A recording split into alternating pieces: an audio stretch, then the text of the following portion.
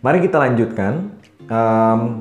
Setelah Anda mempelajari mengenai analisa pembeli produk yang pertama tadi, begitu banyak langkah-langkahnya. Jadi saran saya, cobalah untuk mengulang lagi dari awal, mencari sebuah pemahaman yang lebih dalam dan nyatet poin-poin penting dari materi-materi yang sudah disampaikan dalam analisa pembeli produk itu.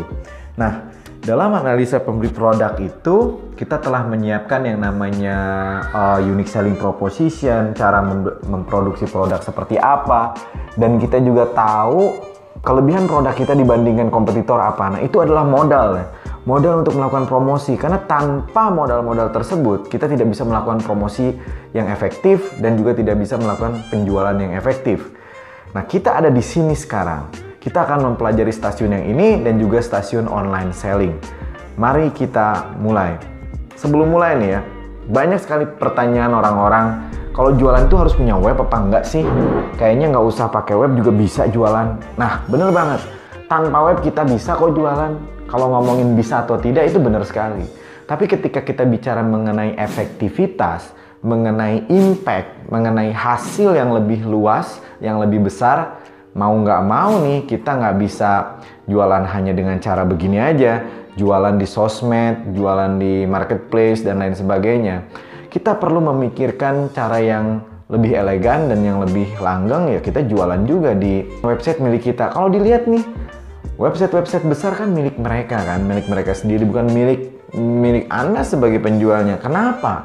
Kenapa ketika Anda ingin membuat sebuah bisnis yang besar, Anda membutuhkan yang namanya aplikasi atau website? Kenapa sih Anda membutuhkan web atau aplikasi sendiri yang mandiri? Kenapa Anda tidak numpang aja, tidak ngutang tempat? Ya. Kenapa orang-orang yang jualan hanya di Instagram saja oke bisa sukses puluhan juta, mungkin ada yang ratusan juta juga di marketplace, tapi untuk bisa sebesar mereka Anda harus memiliki website atau aplikasi sendiri. Apa sebabnya? Begini teman-teman, mereka yang memiliki website atau aplikasi sendiri ini memiliki kelebihan, yaitu satu, memiliki database pembelinya, kedua, memiliki data kecenderungan para pembeli tersebut seperti apa. Orang ini sukanya baju warna apa, orang ini sukanya makanan seperti apa, orang ini sukanya seperti apa, sehingga bisa melakukan promosi terus-menerus. Ketika Anda memiliki database, Anda bisa menjual berulang kali pada orang yang sama. Contoh, saya misalnya pengguna Gojek. Saya menggunakan Gojek nih dari Januari tahun ini, misal. Akibatnya apa? Gojek telah mengetahui saya itu, dan saya pasti menggunakan Gojek lagi. Dan Gojek juga bisa berpromosi bukan hanya mengenai ojek online itu, tapi bisa berpromosi mengenai apa? GoMassage. Tiba-tiba Gojek sekarang memiliki layanan GoMassage. Juga memiliki layanan GoFood, di mana saya bisa memesan makanan dari sana. Kalau misalnya Gojek tidak memiliki website sendiri, dia tidak bisa melakukan hal itu. Begitu pula Amazon. Si Amazon ini pertama-tama dia menjual buku, tapi kemudian sekarang judul tokonya adalah Everything Store. Jadi apa aja ada, apa lu mau, gua ada. Tapi awal mulanya apa? Jual buku. Nah, orang yang mau membeli buku kan biasanya mau membeli pulpen dong, maka Anda bisa melakukan cross-selling, upselling, downselling, dan lain sebagainya. Anda bisa menjual produk-produk yang lain, bahkan bisa memiliki layanan yang lain. Tapi diawali dengan memiliki website atau aplikasi, karena Anda bisa mendapatkan database, bisa mengolahnya menjadi big data, bisa mengolahnya untuk sebagai sarana pembuatan mesin learning, deep learning, artificial intelligence, sehingga website-website besar ini sampai mengetahui sukanya Anda apa, tidak sukanya Anda apa. Bahkan kadang-kadang mereka mengetahui hal tersebut lebih baik daripada Anda. Ada sebuah kisah ya dulu, bagaimana seseorang itu dipromosikan, seorang anak SMA di Amerika dipromosikan baju-baju bayi. Orang tuanya marah sampai nuntut masuk TV. Waktu itu rame banget karena si anak ini, si orang tua bilang, anak gue masih SMA, kenapa lu promosiin baju-baju hamil, baju-baju bayi dan juga makanan bayi dan lain sebagainya. Ternyata apa? Ternyata mesin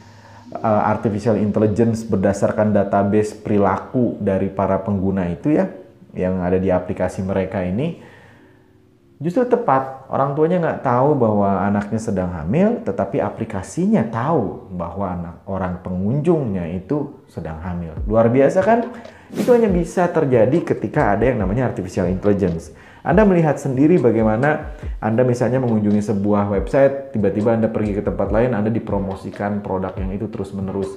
Kok dia tahu sih gue lagi butuh produk ini. Nah, itu cuma bisa terjadi ketika Anda memiliki database. Anda memiliki database yang cukup besar sehingga bisa membuat artificial intelligence. Mulainya dari mana? Ya harus punya website sendiri, harus memiliki aplikasi sendiri. Tapi bagi Anda yang ingin memulai pertama kali, bisa kok nggak usah memiliki website. Ketika Anda ingin berkembang, ketika Anda ingin naik level, milikilah website atau aplikasi. Nah, mari kita masuk ke dalam online promotion map yang di langkah kedua tadi ya. Online promotion mapnya kayak gimana sih? Ini nih mapnya seperti ini. Sebelum sampai ke map, ini ada prinsip utama yang harus kita pahami ya. Prinsip utama dari map ini agar kita mudah masuk ke sana. Di sini ada yang namanya Tresno Jalaran Sokokulino. Ini cinta karena biasa. Saya meskipun saya bukan dari Jawa, tapi saya mengambil pepatah ini karena menarik bahwa cinta hadir karena biasa. Kenapa? Karena kalau sudah biasa itu yang akan hadir selanjutnya adalah perasaan hati yang lebih aman dan nyaman. Kalau Anda sudah merasa aman dan nyaman, Anda kemudian akan tumbuh yang namanya keyakinan untuk membeli sehingga produk bisa menjadi laku. Diawali karena biasa, kemudian merasa aman dan nyaman, dan kemudian akhirnya timbul keyakinan. Akhirnya keyakinan untuk apa? Keyakinan untuk membeli. Ada sebuah riset ya, bahwa ketika seseorang banyak melihat iklan tertentu, maka dia 15%, 20% kemungkinannya akan naik untuk membeli produk tersebut. Contoh nih, kalau saya menyebut kata mobil misalnya, produk apa yang muncul di kepala Anda? Nah, itu terjadi karena apa? Karena Anda sering melihat iklan produk itu. Misalnya di kepala Anda timbul yang namanya produk Toyota, disebut oleh para marketer adalah TOM ya, top of mind. Jadi kalau saya sebut mobil, munculnya di otak Anda apa pertama kali? Nah, itu berarti merek itu telah menguasai daerah otak Anda. Dengan apa dia menguasai otak Anda? Dengan menggunakan yang namanya iklan ini. Iklan muncul terus-menerus sehingga orang memikirkan produk Anda pertama kali. Ketika saya sebut handphone, merek apa yang muncul? Apakah Galaxy, iPhone, atau apa? Nah, apapun merek yang pertama muncul berarti TOM-nya, top of mind-nya sudah jalan. Nah, sudah jalan karena apa? Karena mereka iklan di mana-mana. Kemanapun Anda nengok, kemanapun Anda nonton, kemanapun Anda dengar, Anda baca, Anda melihat merek-merek ini bertaburan di mana-mana. Akibatnya apa? Anda menjadi biasa. Setelah biasa, akibatnya yang lain apa? Anda menjadi yakin. Setelah yakin terjadilah penjualan. Anda mungkin belum membeli pada saat ini, tapi Anda menabung pada suatu ketika nanti Anda akan membeli merek tersebut. Contoh iklannya adalah seperti ini. Misalnya, yaitu tadi betapa Anda lihat Toyota beriklan di mana-mana, online dan offline, dan kemudian juga Coca-Cola udah hampir 100 tahun kali ya. Ini menjadi brand yang sebenarnya apa sih, air gula aja kan, tapi karena iklannya terus-menerus dan luar biasa masif sampai menghipnotis kita untuk merasakan Coca-Cola ini seolah-olah bukan minuman lagi. Contohnya lihat di iklan ini. Coca-Cola kan cuma air bergula dengan es ya, tapi yang direpresentasikan oleh si Coca-Cola, yang diwakili oleh Coca-Cola dalam iklan ini adalah Coca-Cola itu seru loh, kalau lagi ngumpul mendingan kamu ada Coca-Cola. Di sini kita bisa belajar bahwa image itu bisa mendidik orang, padahal tidak ada hubungannya antara botol Coca-Cola dengan nongkrong yang seru. Tapi ketika dihadirkan bersama dalam sebuah frame, otak kita itu tanpa sadar membuat link, membuat koneksi dengan apapun yang ditampilkan di sana. Nah, ini adalah triknya Coca-Cola untuk memunculkan hal itu terus-menerus.